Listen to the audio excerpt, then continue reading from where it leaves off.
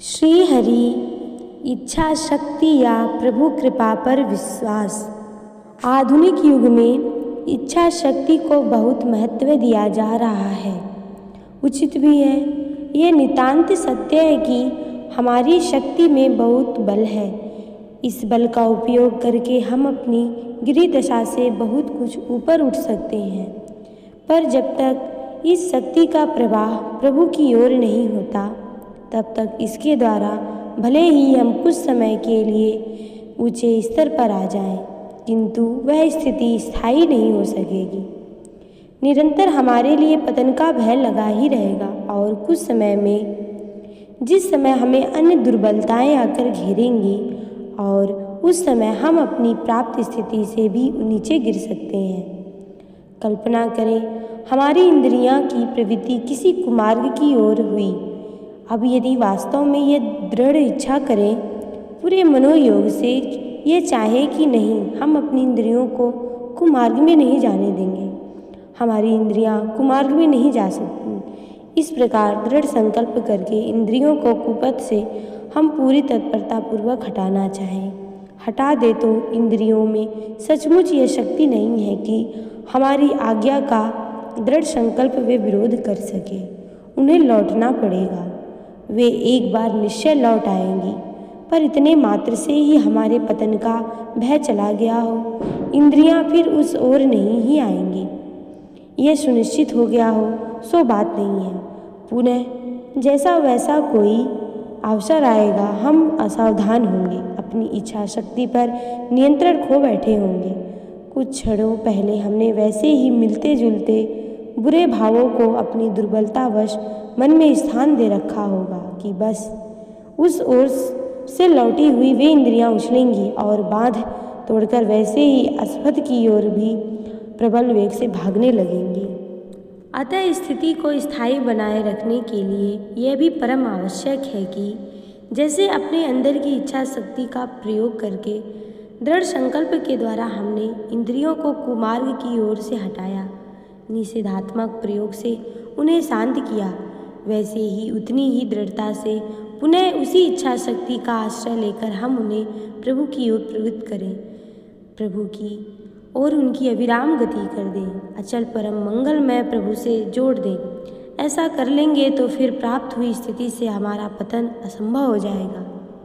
जैसे किसी स्रोत में एक ओर से जल आ रहा हो, हमने निश्चय किया कि अमुक दिशा की ओर जल नहीं जाने देंगे, और फिर उस ओर सुदृढ़ बांध दिया।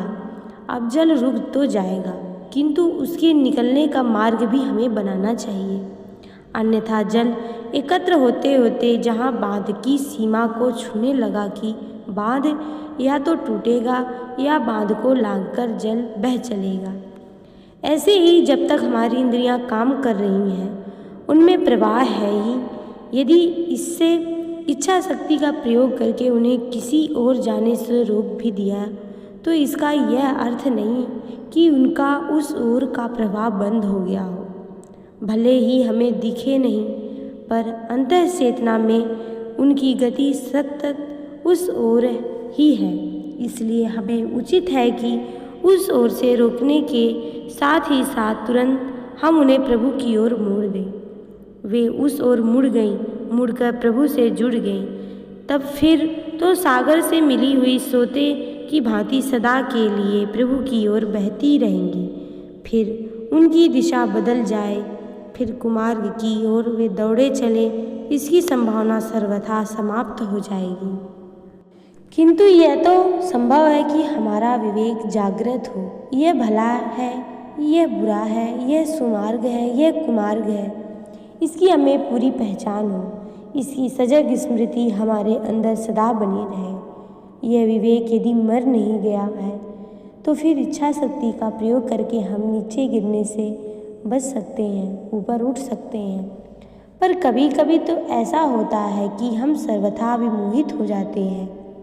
क्या करने जा रहे हैं, किधर जा रहे हैं, हमारी इस चेष्टा का कितना भयानक परिणाम होगा, इन बातों का हम सर्वथा भूल जाते हैं तथा अंधे से पागल से हुए अपने को नरक की ज्वाला में होम देने के लिए दौड़ पड़ते हैं। उस समय इच्छा शक्ति क्या काम आएगी? बचने की इच्छा हो तब हम इच्छा शक्ति का सदप्रयोग करेंगे। जहाँ बचना नहीं, डूबना ही उद्देश्य है, वहाँ तो इस शक्ति का उपयोगिता नगण्य बन जाती है।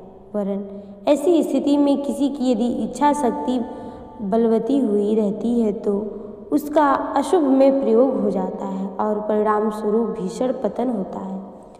आसुरी स्वभाव वालों की भी इच्छा शक्ति प्रबल रह सकती है, पर उसका प्रयोग वैसे ही होता है जैसे प्रयोग करने वाले के आसुरी स्वभाव के कारण परमोपकार करने में समर्थ अणु शक्ति एटम का प्रयोग जनसंहार में, फलतः परंपरागत विद्वेष और शत्रुता के विस्तार में हो रहा है। पर ऐसी भीषण परिस्थिति में भी हमसे बहुतों का ये अनुभव है कि ठीक मौके पर कोई आकस्मिक अप्रत्याशित घटना घट जाती है और आश्चर्य रूप से हमारी रक्षा हो जाती है। पतन के किनारे से हम लौट आते हैं, ठीक गिरते गिरते बच जाते हैं। जो प्रभु की सत्ता में विश्वास करना नहीं चाहते वे तो ऐसी घटनाओं को नाम संयोग रख देते हैं, पर जो प्रभु की सत्ता में विश्वास रखते हैं वे इसे मानते हैं प्रभु की अहेतु की कृपा। वास्तव में यह संयोग नहीं है, सर्वथा निश्चित रूप से प्रभु की कृपा ही है। फिर हम क्यों नहीं आरंभ से ही प्रभु की कृपा पर ही विश्वास करें? इच्छा शक्ति में अपार बल होने पर भी हमें धोखा हो सकता है, उससे उल्टा परिणाम भी हो सकता है। वैसे ही जैसे अग्नि यज्ञ आदि शुभ कर्म भी हो सकता है और सब कुछ भस्म भी हो सकता है, किंतु प्रभु की कृपा पर विश्वास होने के उपरांत कभी धोखा न होगा, यह ध्रुव सत्य सिद्धांत है। हम सोचकर देखेंगे तो पता चलेगा कि इच्छा शक्ति तो हमें जगाना पड़ता है, अपनी सहायता के लिए बुलाना पड़ता है, पर प्रभु की कृपा तो सदा जागी हुई है, निरंतर हमें बुला रही है, पुकार रही है। अरे अबोध प्राणी, जागो, मेरी ओर देखो, क्यों भटक रहे हो? पर हमारे कान तो दूसरी ओर हैं, हम क्यों सुनने लगेंगे?